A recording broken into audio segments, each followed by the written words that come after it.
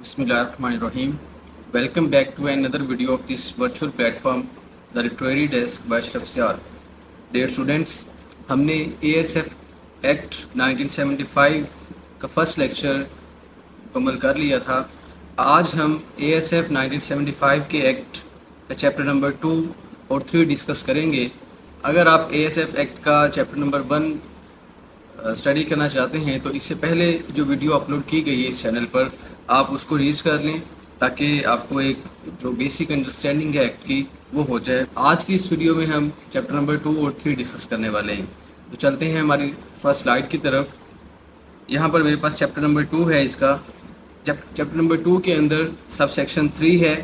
इससे पहले हमने पहले 2 सेक्शन डिस्कस कर लिए थे, जिसमें पहले सेक्शन के अंदर हमने शॉर्ट टाइटल, एक्सटेंट, कमेंसमेंट वगैरह डिस्कस की, और इसी तरह चैप्टर नंबर 2 के अंदर डिफरेंट डेफिनेशंस थी, जिसमें हमने देखा कि एयरपोर्ट सिक्योरिटी फोर्स के अंदर कौन कौन से एलिमेंट्स हो सकते हैं जिन पर इस एक्ट में बात की गई है।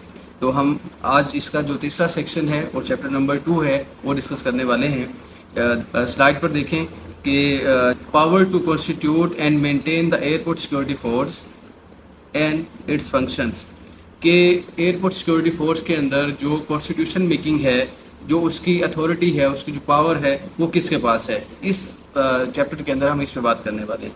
तो इसमें सेक्शन 3 का जो सब सेक्शन 1 बनता है उसमें देखें आप कि the federal government may constitute and maintain a force to be called the airport security force for performing the following functions, नेमली।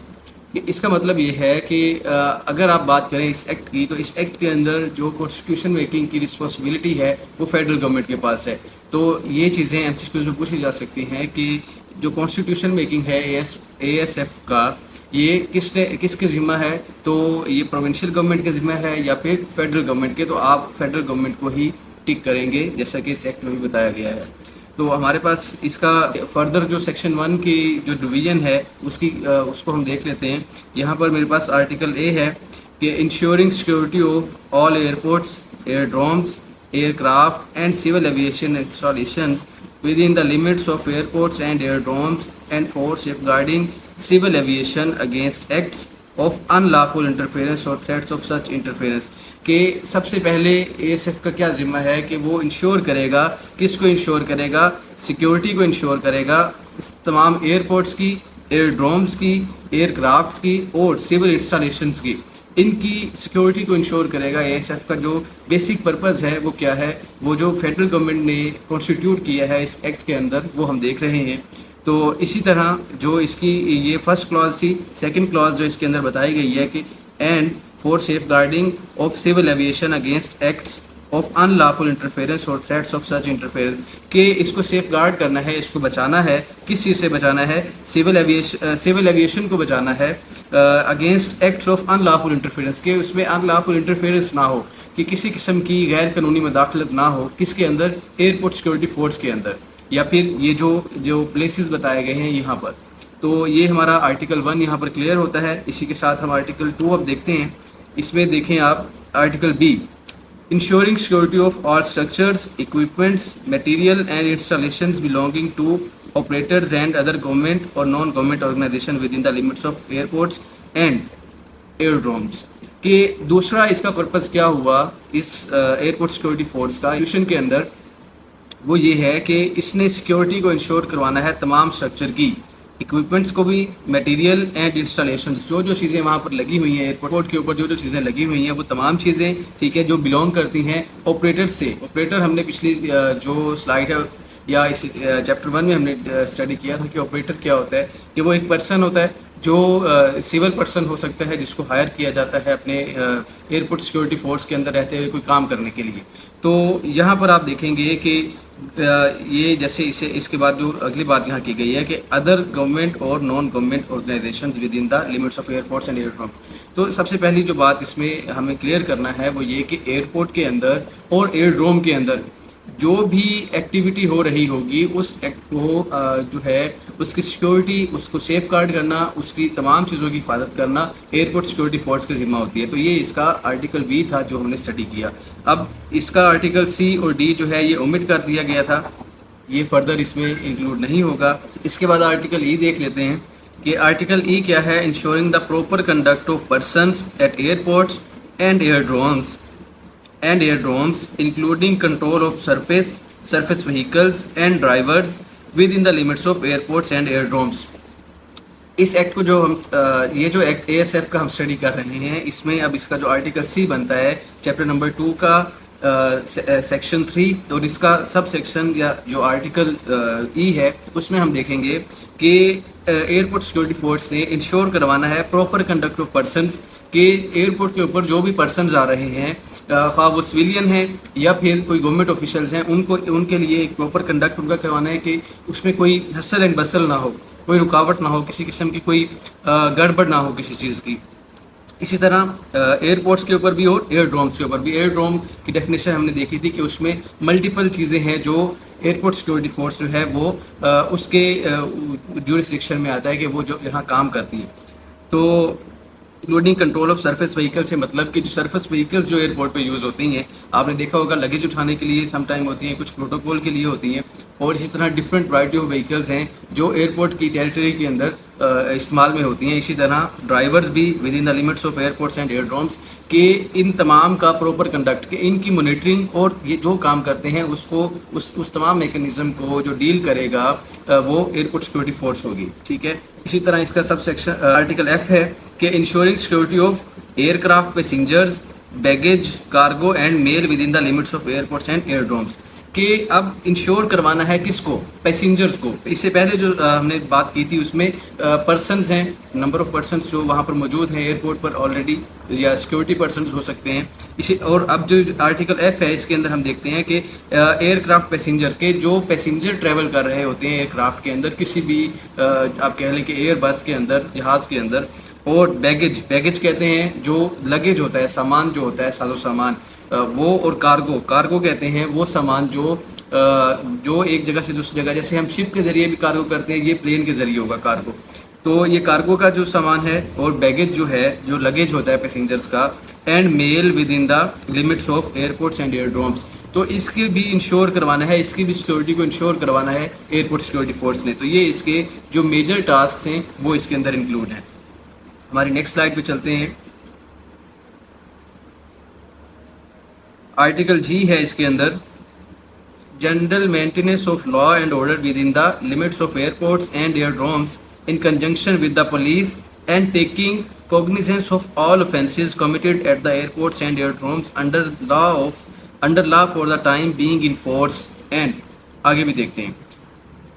तो अब ये जो आर्टिकल जी है इसके अंदर जो बात की गई है कि जनरल मेंटेनेंस ऑफ लॉ के लॉ एंड ऑर्डर जो है उसकी इन्फोर्समेंट जो है वो एयरपोर्ट सिक्योरिटी फोर्स करवाएगी एयरपोर्ट की जो टेरिटरी है उसके अंदर रहते हुए।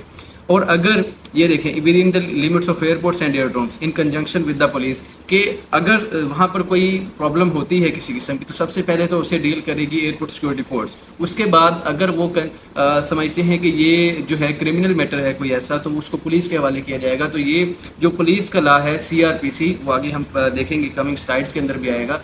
CRPC code of criminal procedure 1898 का है, वो डील करता है फर्दर जो एक्टिविटीज़ हैं जब वो पुलिस के पास वो पर्सन या वो कल्प्रिट जो है उसको हैंड ओवर किया जाता है। तो police and taking cognizance of all offences committed at the airports and aerodromes under the law for the time being in force, के एयरपोर्ट्स एंड एयरड्रोम के अंदर रहते हुए लॉ एंड इन्फोर्समेंट की जो जिम्मेदारी है वो ASF की है, और फर्दर उसके साथ पुलिस भी कोऑर्डिनेट करेगी। आर्टिकल जी के अंदर ये बात बताई गई है। और आर्टिकल जो H है इसमें देखते हैं कि such other functions as a federal government may be notification may by notification in the official gazette required force to perform. और इसके अलावा भी वो चीज़ें भी शामिल हैं जो फेडरल गवर्नमेंट इंस्ट्रक्ट करेगी कि ये आर्टिकल ये कॉन्स्टिट्यूशंस जो हैं वो भी फॉलो किए जाएं, ये जो ज्यूरिसडिक्शन है उसको भी फॉलो किया जाए, तो वो भी इसमें इंक्लूड होगी। आर्टिकल 3 के अंदर ये बातें बताई गई हैं। इसके बाद हमारे पास आर्टिकल 2 है, ये हमारे पास सेक्शन 3 हम पढ़ रहे हैं जिसका आर्टिकल 2 बनता है। तो in the discharge of their functions the officers and members shall be guided by and act in accordance with this act and the rules and regulations. कि इस एक्ट के अंदर बताए गए रूल्स एंड रेगुलेशंस को फॉलो करते हुए वो जो है अपनी ड्यूटीज़ ऑफिशियल टाइम में भी, और उसके बाद जो उनकी एक्टिविटीज़ रहेंगी वो इस एक्ट के अंदर बताई गई हैं। इस एक्ट को उन्हें फॉलो करना होगा। इसके बाद हम नेक्स्ट स्लाइड पर चलते हैं। हमारे पास अब आर्टिकल नंबर 4 है, और इसके फिर आगे फर्दर सब सेक्शंस हैं 1, 2, 3 एंड 4। इसको भी डिस्कस करते हैं कि ये क्या चीज़ है। तो मेरे पास जो है constitution of the airport security force, कि एयरपोर्ट सिक्योरिटी फोर्स का कॉन्स्टिट्यूशन अब है क्या, उसको स्टडी करते हैं। तो इसका आर्टिकल 1 है मेरे पास, the head of the force shall be the director general.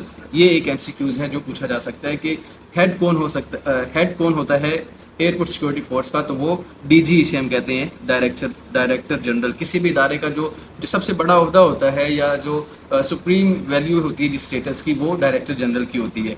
और ये appointed by the federal government. इसको अपॉइंट कौन करता है? Federal government. अगेन ये एक एमसीक्यूज है कि एयरपोर्ट सिक्योरिटी फोर्स के अंदर सबसे बड़ा ओहदा किसके पास है?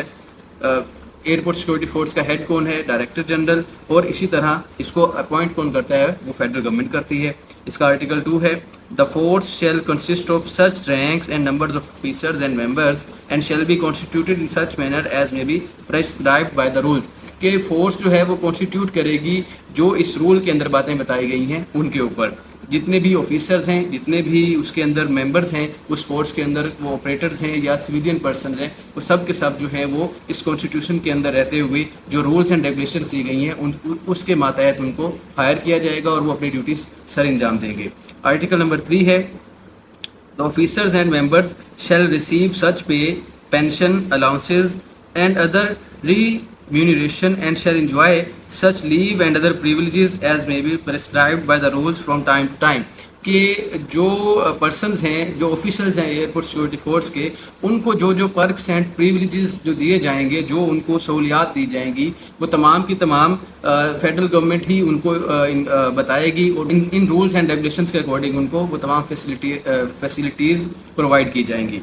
तो इसका आर्टिकल नंबर 4 है, every officer and member shall receive on his appointment a certificate in the form set out in the second schedule under the seal of the Director General or such other officer as the Director General may authorize in this behalf, and by virtue of holding such certificate he shall be vested with the powers, functions and privileges of an officer or member।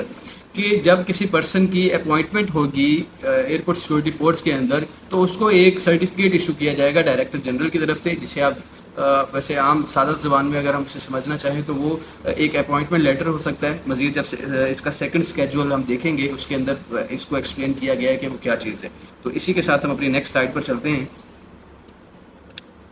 ये हम section number 4 पढ़ रहे हैं और उसका article 5 है, any person who ceases for any reason to be an officer or member shall forthwith surrender the certificate referred to the in subsection 4 to any officer authorized by the Director General in this behalf। कि अगर कोई person जो है जिसको वो सीजेज for any reason, जो काम करने से रुकता है या जिसको कोई मसला पेश आता है, तो वो जो है वो ऑफिसर या वो मेंबर वो सरेंडर करेगा। सरेंडर करने से मतलब कि वो एक्सप्लेनेशन देगा, जो उसकी जो इंक्वायरी उसके खिलाफ लगेगी वो उसकी एक्सप्लेनेशन देगा किसको? डायरेक्टर जनरल को या उसने जिस पर्सन को हायर किया होगा उसको। तो इसके बाद हमारे पास आर्टिकल नंबर 6 है, officers and members of the force shall wear such uniforms as may be prescribed by the regulations. के ऑफिसर्स जो हैं और जो मेंबर्स हैं एयरपोर्ट सिक्योरिटी फोर्स के, वो तमाम के तमाम उनके स्पेसिफिक यूनिफॉर्म्स हैं जो ASF एक्ट के अंदर बताए गए हैं, वो उसके अकॉर्डिंग अपनी जो यूनिफॉर्म है उसको इंश्योर करेंगे। इसके बाद हमारे पास आर्टिकल नंबर 5 है, एडमिनिस्ट्रेशन ऑफ द फोर्स। के फोर्स को एडमिनिस्टर कैसे किया जाएगा, इसको चलाया कैसे जाएगा। इसका आर्टिकल नंबर 1 है, the administration of the force shall vest in the director general who shall administer it in accordance with the provisions of this act, rules and such orders and instructions as may be made or issued by the federal government from time to time। इसका मतलब ये है कि इस airport security force को चलाने के लिए जो इसका हेड है डायरेक्टर जनरल, वो तमाम चीज़ों को जो है मॉनिटर करेगा, उनको इंश्योर करेगा। और वो कैसे करेगा? ये जो रूल्स एंड रेगुलेशंस इसके प्रोवाइड किए गए हैं उसके अकॉर्डिंग वो तमाम चीज़ों को इंश्योर करने का जिम्मेदार है। और वो तमाम चीज़ें कौन प्रोवाइड करेगा? जैसे हमने पहले एक्ट में स्टडी किया है इसको, वो फेडरल गवर्नमेंट है। सबसे पहले आप समझ लें कि रूल्स एंड रेगुलेशंस जो हम पढ़ रहे हैं वो किसने बनाए? फेडरल गवर्नमेंट ने। और उसके बाद अगर हम देखें उसका जो सबसे बड़ा हेड है वो डायरेक्टर जनरल है। उसके बाद फिर फर्दर कैटेगरीज है पर्सनस की, वो भी हम आने वाली स्लाइड्स में डिस्कस कर लेंगे। तो इसका आर्टिकल नंबर 2 है, the director general shall exercise his powers and perform his functions under the general supervision and direction of the federal government. के जो डायरेक्टर जनरल है वो अपनी ड्यूटीज़ किस तरह सर अंजाम देगा, इस पे पहले बात हो चुकी है कि वो अपनी पावर्स को एक्सरसाइज करेगा, उनको इंश्योर करेगा जो रूल्स एंड रेगुलेशंस इस एक्ट के अंदर बताए गए हैं, और वो किसने बताए हैं, फेडरल गवर्नमेंट ने बताए हैं। तो इसके बाद हम नेक्स्ट स्लाइड पर चलते हैं। नेक्स्ट स्लाइड में हमारे पास चैप्टर 3 स्टार्ट हो जाता है। इसमें हम देखते हैं, इसमें आर्टिकल नंबर 6 है, powers and duties of officers and members. कि जो ऑफिसर्स हैं या मेंबर्स जो हायर किए गए हैं फेडरल गवर्नमेंट की तरफ से एयरपोर्ट सिक्योरिटी फोर्स के अंदर, वो अपनी ड्यूटीज़ किस तरह से सर अंजाम देंगे। तो सबसे पहले ऑफिसर की बात करते हैं। एन ऑफिसर और मेंबर शैल, इनको क्या करना चाहिए, take effective measures, article A है, take effective measures for ensuring security of all airports, aerodromes, aircraft and civil aviation installations within the limits of airports and aerodromes, and for safeguarding civil aviation against acts of unlawful interference। के persons की सबसे जो उनकी primary duty है किसी भी officer की airport security force के अंदर, कि उसने सिक्योरिटी को इंश्योर करवाना है और इफेक्टिव मेजर्स लेनी है कि जो ज़रूरी इकदाम हैं, एहतियाती तदाबीर हैं, वो अख्तियार करनी है एयरपोर्ट को और एयरड्रोम को उसकी हिफाजत के लिए, उसकी सिक्योरिटी के लिए उसने जो है स्टेप्स लेने हैं। तो किसी भी ऑफिसर की या किसी भी मेंबर की जो प्राइमरी ड्यूटी है वो ये है। इसके बाद हमारे पास आर्टिकल बी है इसका, safeguard aircraft, passenger, baggage, cargo and mail within the limits of aerodromes and airports. के ऑफिसर्स और जो मेंबर्स हैं वो इंश्योर करेंगे किस चीज़ की, सेफ गार्ड सिक्योरिटी इंश्योर करेंगे, सेफ गार्ड करेंगे किन चीज़ों को, ये जो बताई गई हैं, aircraft, passengers, baggage, cargo and mails जो उस टेरिटरी के अंदर आते हैं। ठीक है। इसके बाद आर्टिकल सी है, prevent unauthorised persons and vehicles from access to the air side और other areas important to the security of the aerodromes और एयरपोर्ट्स। ये प्रिवेंट करेंगे, बचाएंगे या दूर रखेंगे किस चीज़ को, अनऑथोराइज पर्सन, जिस पर्सन को इजाज़त ना हो उस स्पेसिफिक एरिया में आने की, उस गाड़ी को, और इसी तरह जो ऐसी चीज़ें जो एयर साइड के अंदर या फिर एयरपोर्ट के या एयरड्रोम की टेरिटरी में आती हैं, उन चीज़ों को वो दूर रखेंगे या उनको एक्सेस नहीं देंगे वहाँ तक आने की। इसके बाद आर्टिकल डी है, require the operations of aircraft registered in Pakistan to conform to be prescribed civil aviation security requirements। के ये जो ऑपरेशंस जो एयरक्राफ्ट पाकिस्तान के अंदर रजिस्टर्ड जो एयरक्राफ्ट्स हैं, उनके जितने भी ऑपरेशन हैं, वो जो भी ट्रैवल कर रहे हैं, कि वो तमाम के तमाम एयरक्राफ्ट्स जिन ऑपरेशन में वो रिक्वायर्ड हैं, वो काम कर रहे हैं, तो उनकी जो है उनको कंफर्म करना to the prescribed civil aviation security requirements के, उनको जो उनका जो स्टेटस है उसको चेक एंड बैलेंस में रखना, जो सिविल एविएशन अथॉरिटी ने उनके लिए जो रूल्स एंड रेगुलेशन प्रोवाइड किए हैं उनके अकॉर्डिंग एक चेक एंड बैलेंस रखना उनका। तो इसके बाद हम नेक्स्ट स्लाइड पर चलते हैं।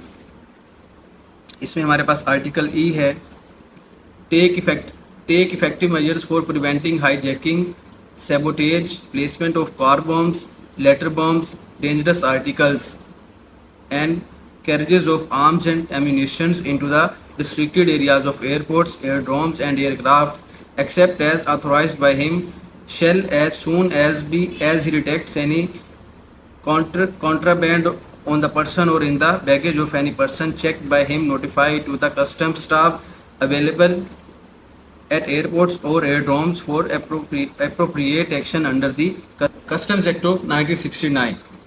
अब इस जो आर्टिकल ई है इसके अंदर क्या बात की गई है कि टेक इफेक्टिव मेजर्स, जो ऑफिसर्स हैं या मेंबर्स जो एयरपोर्ट सिक्योरिटी फोर्स ने हायर किए हैं, उनकी जो ड्यूटीज़ हैं उसमें ये चीज़ शामिल है कि उन्होंने इफेक्टिव मेजर्स लेने हैं फॉर प्रिवेंटिंग एंड हाईजैकिंग, के हाईजैकिंग से बचाना है, और सैबोटेज कहते हैं कोई इलीगल एक्टिविटी हो रही है तो, और प्लेसमेंट ऑफ कार बॉम्ब्स, इनसे इसको प्रिवेंट करना है, letter bombs, dangerous articles, carriage of arms and ammunitions, के जो असले से महफूज रखना है। ठीक है।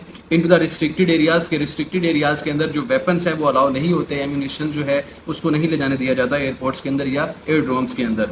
ठीक है। और इसी तरह aircraft except as authorised by him and shall as soon as he detect, अगर वो उसको पर्सन के पास अथॉरिटी है, अगर वो लाइसेंस रखता है उन चीज़ों के, या वो कोई गवर्नमेंट ऑफिशियल है जिसको कानूनी तौर पर उस चीज़ की इजाज़त मिली हुई है कि वो इसके साथ वेपन्स या एम्यूनिशन रख सकता है, तो वो जो है उसको अथॉरिटी होगी, वो जा सकता है, ठीक है। तो इसके बाद है कि as soon as he detects any contraband on the person और in baggage of any person, कि अगर वो खिलाफ कानून, कॉन्ट्राबैंड कहते हैं खिलाफ कानून कोई चीज़, कि अगर वो कोई खिलाफ कानून चीज़ जिसका जो अलाउ नहीं है, जैसे कि नारकोटिक्स ड्रग्स हो सकते हैं या इस तरह की कोई चीज़ें जो एयरपोर्ट्स पर प्रोहिबिटेड है, या ओवरऑल जो कानून में भी जिनकी इजाज़त नहीं है, मंशियात वगैरह, तो ऑन द पर्सन, अगर वो किसी पर्सन के पास देख लेता है, उसके बैगेज में, सामान में देख लेता है, of any person check by him, जो उसने पर्सन चेक किया, किसी ऑफिसर ने या किसी पर्सन जो एयरपोर्ट ऑफिशियल है उसने किसी पर्सन को चेक किया और उसके पास उनको खिलाफ कानून कोई चीज़ मिली, ठीक है, उसके सामान में या उस पर्सन के पास, तो notify to the custom staff, तो वो किसको नोटिफाई करेंगे? कस्टम स्टाफ को। ये एक एमसीक्यूज बन सकता है यहाँ से कस्टम स्टाफ का, ये मैं कलर इसका चेंज कर रहा हूँ, कस्टम स्टाफ का, ठीक है। और वो डील किसके अकॉर्डिंग होगा? कस्टम्स एक्ट ऑफ 1969 के, जब कस्टम्स के हवाले कर दिया जाएगा तो वो कस्टम्स का जो एक्ट है फिर उसके अकॉर्डिंग उसको डील किया जाएगा। इसके बाद हमारे पास आर्टिकल एफ है, use such arms and ammunitions and equipments as may be authorized by the Director General or an officer authorized by him for the purpose of this act, कि इस act को ensure करवाने के लिए जो weapons या जो असला डायरेक्टर जनरल ने या इस एक्ट के अंदर जो बताया गया है कि उसको वो क्या चीज़ कैरी कर सकता है, वो गन है, कोई स्नाइपर है या एसएमजी वटेवर, जो भी इसकी जो वैरायटी होती है, वो इस रूल्स एंड रेगुलेशंस के अंदर जो चीज़ बताई गई है उसी को ही वो पर्सन या वो जो ऑफिसर है वो कैरी कर सकता है, उसके अलावा कोई चीज़ कैरी नहीं करेगा।